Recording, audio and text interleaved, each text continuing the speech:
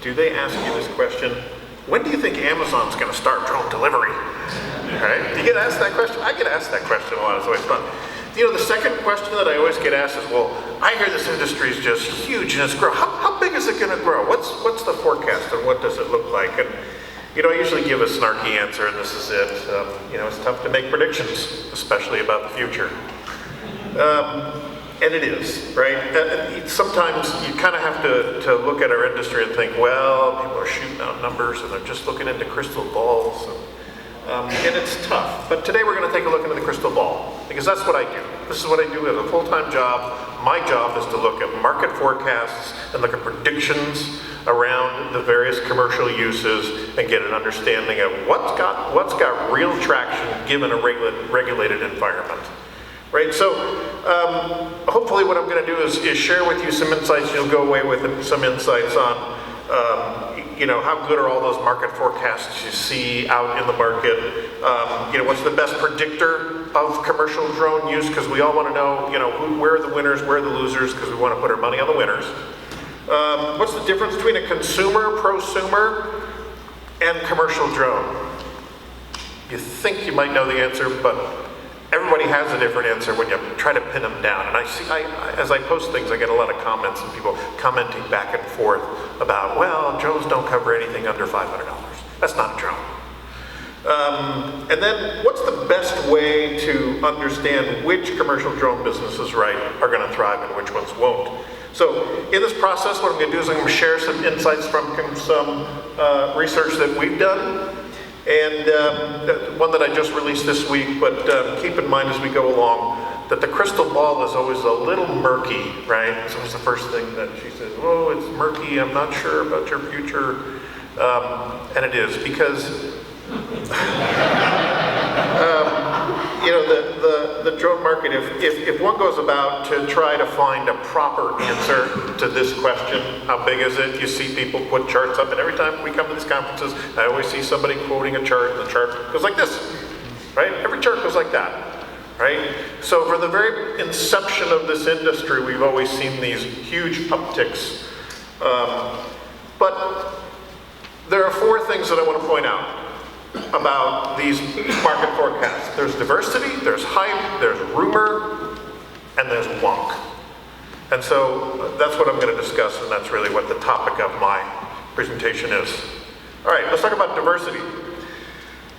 I'm tracking 31 different forecasts from independent forecasters, none of which, except for one, have I met at a UAS conference. Just one. You know, in one way or another, these things deliver these tremendous growth projections. But are they really? So, you know, my first question is, and probably maybe you want to know the answer to this: how good are these? How good are these market forecasts, right? This is my poster child. It's a study that was done by Oppenheimer on the drone industry. It was published in February. I know it's hard to see the numbers here, and you'll get this presentation, and the purpose of this isn't to show you these numbers. The purpose is to show you that it's a list of varying numbers. And there's such a variety in those numbers that Oppenheimer couldn't figure out what was the real number. And that was sort of the opine of their little thing. Well, we know it's going to grow, but we don't know how much, right? And these things are expensive. These are anywhere from $2,000 to $3,000. $6,000, right, for those market forecasts. You know, I'm a forecasting geek, and much to my surprise, when I went to business school, I aced statistics. Now, I was not really good at math in high school. It was terrible. And the statistics classes in colleges are filled with psychology majors, and they're filled with math majors. And I was a business major, right? And I thought, I'm never going to use statistics. And lo and behold, I found out that I actually was good at it. And later in my career, I became a forecaster, working for a manufacturing company. And then I worked for Oracle as a product manager for forecasting. And I worked for SAP as a product manager for forecasting solutions, and Steel Wedge software for forecasting solutions. So I've been around this for a long time. So I know it's hard to think of me as a statistical geek, but does that help? Do you get it now? Okay, all right, good. All right, you got that. I'm a statistical geek. So I look at this stuff, and I make it my job to try to serve the industry and help people understand. Sorry. So let's talk about the hype. The hype started back in 2013, and this is ground zero for the hype, right? And we did an extensive breakdown on this. We looked at this report when it came down. A colleague of mine delved into the numbers, and we looked at it. And you can go out to my website and take a look and see. We've got a thing in we did this breakdown. It's called AUVSI, 5 reasons why they got the drone market forecast wrong. But yet, today, in a press release, if you go to AUVSI and see a press release, what do? They quote this forecast, right? Still today, they quote it, so it's gospel. And it's gospel to everybody else. So some of the predictions in there were pretty wild, right? One of them was precision agriculture and public safety will make up 90% of the market growth for unmanned aerial systems. And in fact, the opposite is true. Those are the 2 laggards in the industry, right? So we track this, and like I said, we want to find out what's really working, what's not. Here's a rumor, and Patrick alluded to this today. The rumor was that, FAA consumer drone regulation has put a squash on drone sales, and the industry is tanking. Well, that's both true and false, because some did get a restriction of sales, and it was the local hobby shop.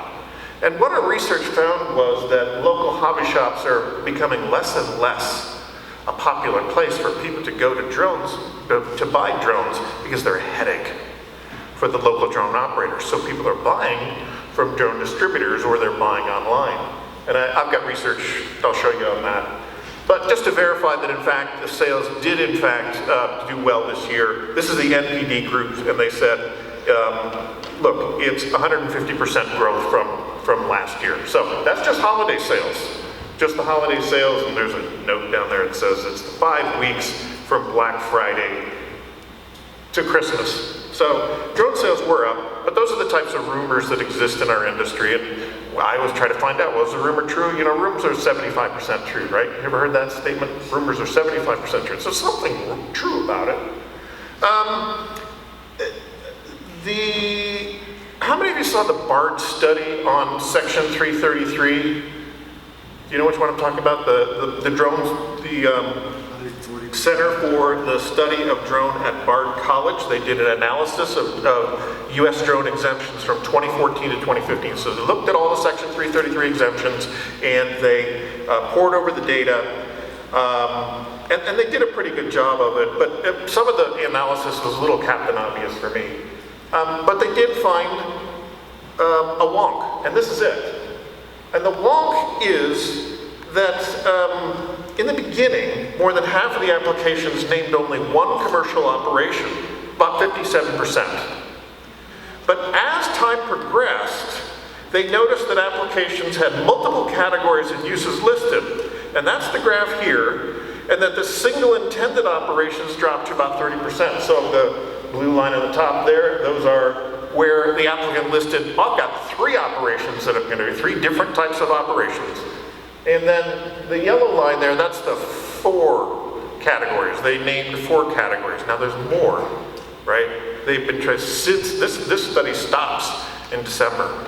As it goes forward into the year, these numbers go up, and then there's a category of 5, 6, and 7 that go up. So the interesting thing about this is, and I look at every Section 333 application I go through, every day I look through it, I look at the application, I drill down, what are they writing, what are they looking at? I don't look at all the details of it, but I look at their listed operation. Because I want to know, what's market, what are they going to be doing, what's the commercial use? And I find, then this is the wonk here, and I'm calling it the Howdy Doody Brothers effect. And it comes from the fact that third-party companies, they've advertised low-cost Section 333 services, help you apply, and they've done this for thousands of applicants. So the person who's actually doing aerial photography didn't write their application. They handed it over to a third-party service. They said, we'll get you your section 33. They put the paperwork through, they get paid for the service, and this is not these are not legal firms. These are not law firms. These are firms who just offer that service. So, when you look into a section, I'm going to give a quote right now from an operation from section 333. Barbaro Buffa Inc. I'm sorry, you're not here, right? Okay, good. Barbaro Buffa Inc. had listed, and these are the operations: aerial photography, videography, cinematography for inspections, real estate, filming, agriculture, search and rescue, training to persons individual or belonging to both private and public organizations, special events, mining, and close-set filming. Okay? That's on the application, right? Granted. Application granted. The next application in line, about 3 or 4 or 5 down, flying circus pictures. What did they list? Aerial photography, videography, cinematography for inspections, real estate, filming, agriculture, search and rescue, training for persons individually belonging to both private and public organizations, special offense, mining, closed-set filming. There you go. Okay? What's wrong with that picture? Well, what's wrong with the picture is, and here's the other thing, sorry. This is the other thing that's a little bit of a wonk here. They list their aircraft, right? The aircraft that they're going to use. And so, if one has a DJI-inspired one, they put another one. Now, I understand the reason why you do that, because you don't want to have to go back and apply for aircraft that you might use.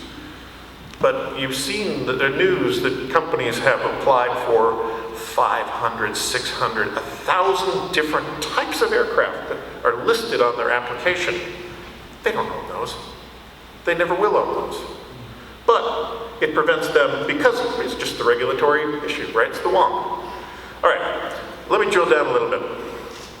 This wonk then creates a problem when you begin to look at what commercial aircraft are operating commercially in the United States.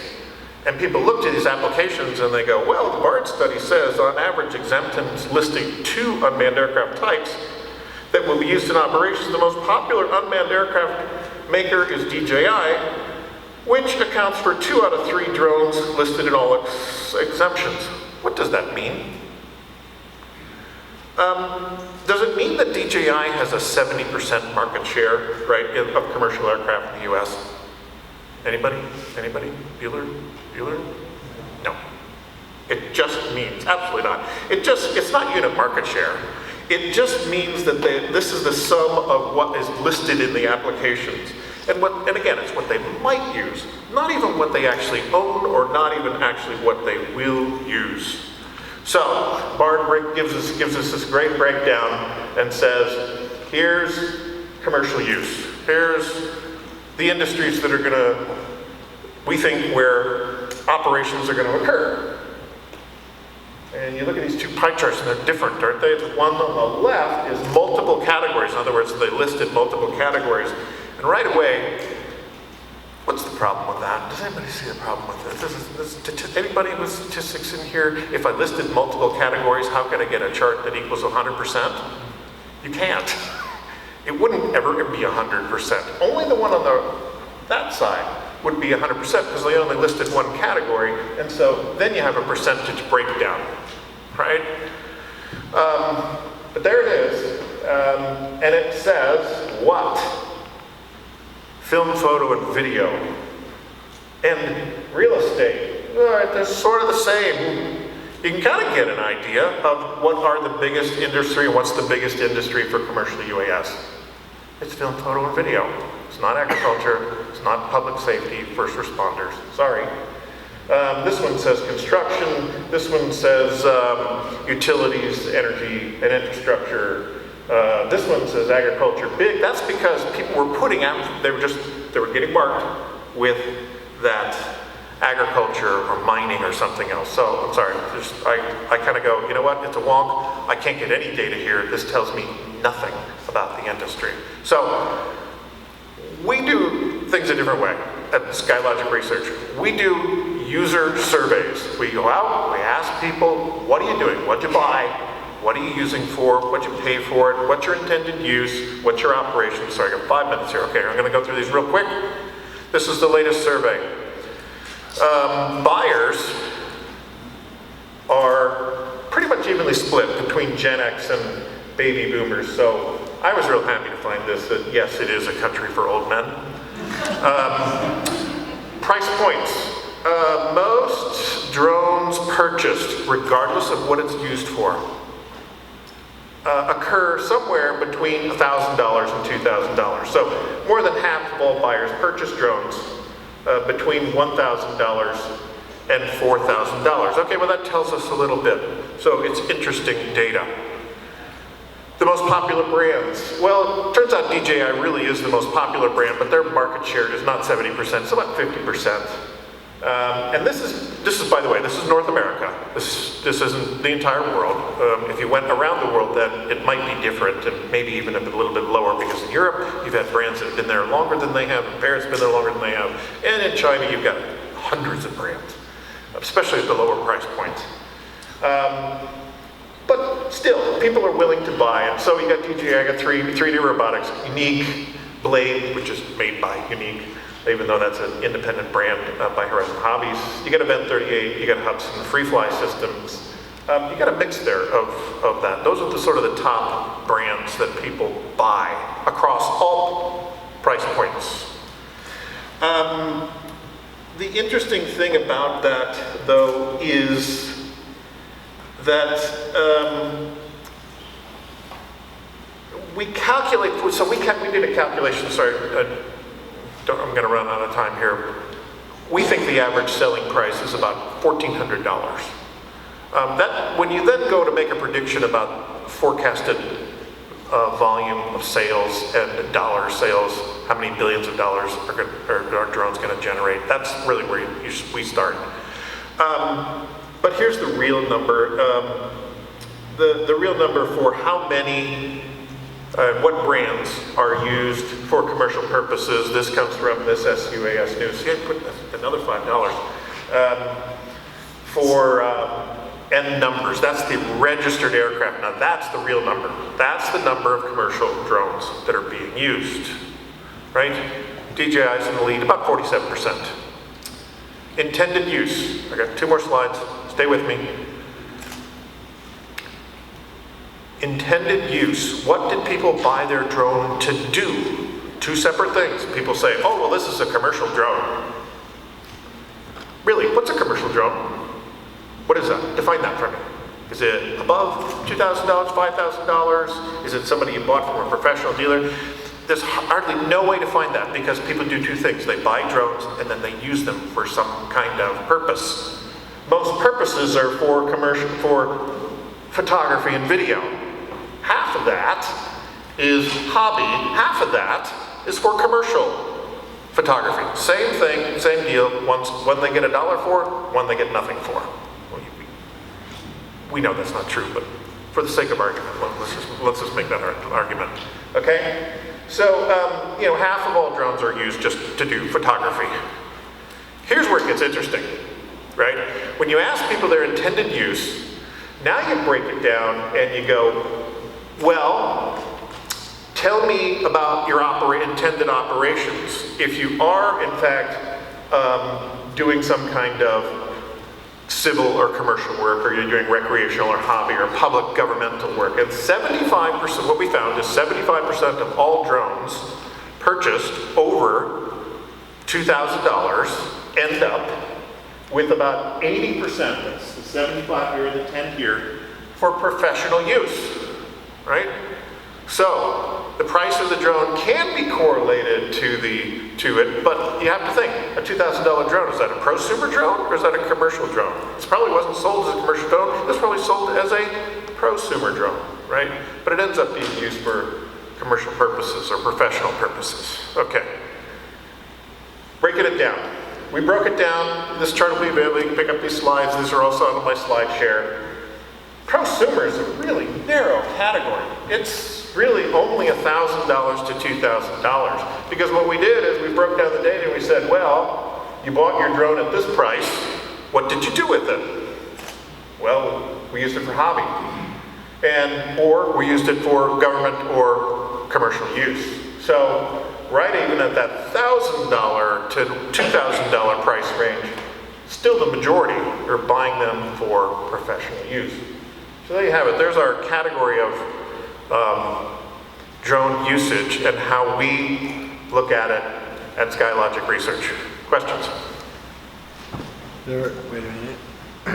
There really are no questions because you gave away the secret on how to make money with drones, and that's charge Patrick Egan for mentions about SUAs. Well, or invest in the Clinker drone. Yeah, the Clinker drone. All right, Jim Possible, the short. Yes. What we've been trying to talk our friends in the FAA into doing, and the problem we got is everybody in the FAA has research money except for the policy guys, but Embry-Riddle wants to do a study on the impact of potential regulation on the drone market. So in other words, if we could fly beyond visual line of sight, if we could fly beyond line of sight, if we could fly at night and all that, what do you think about doing such a study? Is that possible? What's your opinion? I actually think it'd be a good idea, personally. I think that would be a great project. I think what people need to do is think about the drones that they want to do that with, because some of the prosumer drones, the one that you can go out and buy for $1,000, will go beyond visual line of sight and do an operation. It'll map an area. The software's, right? The software you can just get off the shelf, right? And run it, and it will go beyond visual line of sight. So I think what I worry about in those studies is that people are looking, let's look at what most people use for their commercial operations, whether it's photo or for mapping or whatever, right? Because people are coming in at that low end, and those low-end drones are just getting better and better. The autonomous software is getting better and better, and that's really where the flow of market activity that will happen, because those are the drones that people will use to do operations. Now, is there a difference between a survey-grade drone, a real high-end one where it's really heavy and I'm packing a LiDAR with an IMU unit, or I've got a heavy camera because I need a high-resolution pixel count of my NDVI?